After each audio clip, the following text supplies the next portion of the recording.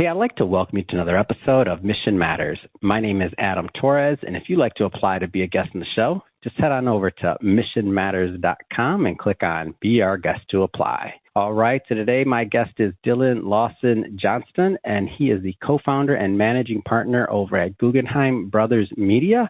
And this particular episode is part of our Milken Global Coverage, our Global Conference 2025 coverage. We've been covering that as media now for going on 3 or 4 years, if I'm not mistaken, and excited because we always get top-notch guests from the conference, and it really is where you want to be. I like to think of it as the Super Bowl of the year for the conferences and events we attend. So excited to have Dillon on the show today. So Dillon, first off, welcome.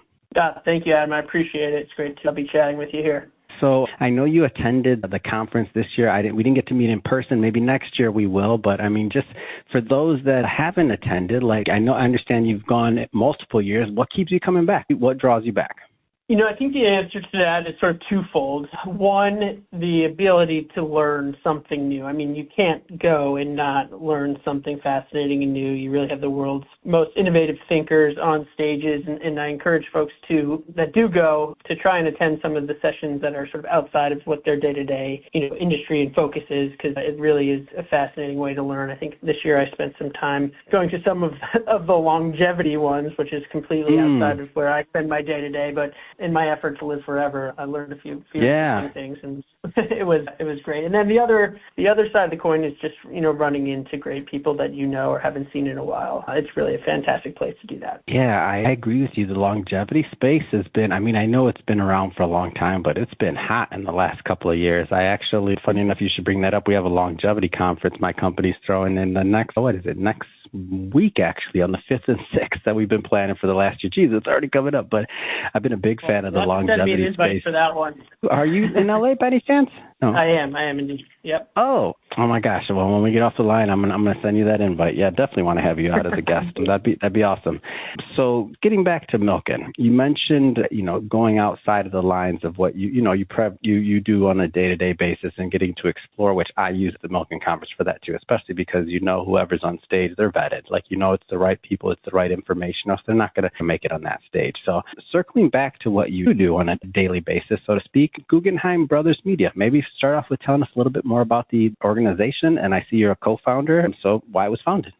Yeah, absolutely. Yeah, Guggenheim Brothers Media is an investment firm focused on investing in early-stage media and entertainment businesses. I am a member of the Guggenheim family. My great-great-grandfather was Solomon Guggenheim. My father was Lawson-Johnston, who was one of the founders of Guggenheim Partners. And, Guggenheim Brothers Media is really the next generation of Guggenheim family businesses, and with a focus on the media and entertainment space, where I've spent the entirety of my career. And, really supporting emerging businesses in a space that are looking to do things a little bit different, a little bit better. Interesting. What drew you to that space? You mentioned you spent, your career in there. What interests you? What excites you and drew you to that space? Yeah, I've always been very passionate about the power of storytelling and the reach that, great storytelling has, and the ability to shape culture and shape who we are today. And I think that is what drew me to it initially. And now, as having been in the industry for 10 plus years, I think these storytelling platforms are getting more robust. The voices of these creators are getting more robust, and I think it's a very exciting time to be in the industry. Yeah, I think so too. And I'll tell you, so my background, it's interesting. You're in the investment side. So I started in finance, and I spent almost 14 years in that space, and I managed a little under $200 million. So I was in that business for a bit, and I wasn't a billion-dollar guy, but I wasn't exactly hurting. And looking at that, I started just dabbling in media and started, launched a book and a podcast, some other things like that. And it started to grow, and I just became so fascinated with the space over time. And it really sucked me into the point where I gave up my licenses. I'm no longer in that space anymore. 9 years later, by the way. So this is really shortening the story, of course. But that being said, I feel like this space is it's the day, it's like the age, it's the time, it's what is most relevant. If I was living once upon a time when the automobile was being invented, and that was what's good, that's what I would have been into, right? I would have been. Right now, it's all about media, it's all about content, it's all about IP. Right. You have a unique base. You're a great example of a great storyteller. Well, thank you. Based on your vantage point, right? Like the access you have, your work on a day-to-day, even making decisions on investing in companies that you feel are going to have, some legs going forward.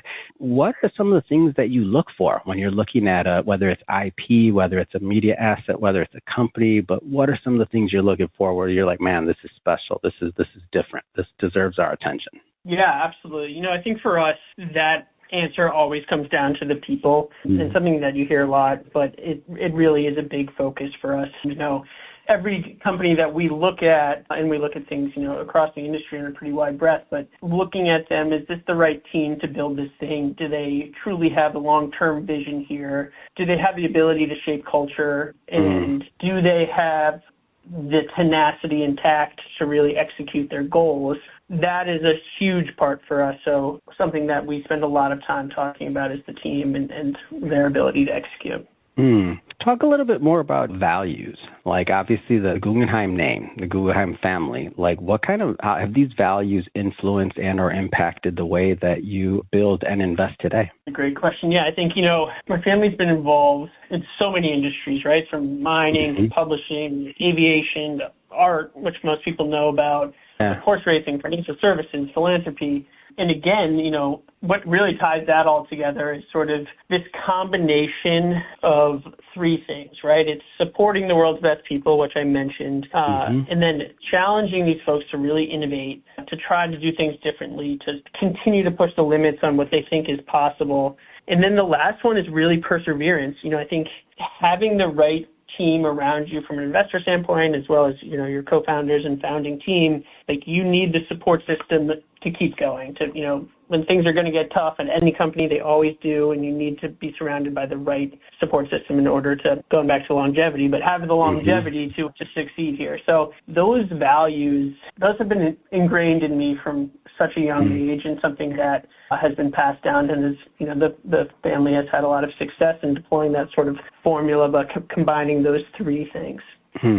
What kind of trends are you following right now in media or otherwise? I don't know. A lot of people are talking about AI. They're talking about like generative AI. I mean, a lot of different things. Don't want to put words in your mouth, but what kind of trends are you following? Yeah, absolutely. I mean, we're obviously following what's happening in the AI space very closely. We've made the decision to be patient on that front, to watch and to see what's happening and to take it all in and make sure we're learning as much as we can, but without diving too hard or fast into a single thing. And a thing that we do love and continue to love is the talent management space, but particularly as it relates to this next generation of talent. And by that, I mean digital talent. And there's a lot of new companies popping up and that are really wrapping their arms around this sort of next generation of digital talent and helping these folks build and monetize audience and do so in a way with real thought and real precision. And so that's an area that we love. Again, going back to that support system, these digital creators that have popped up and built something great for themselves,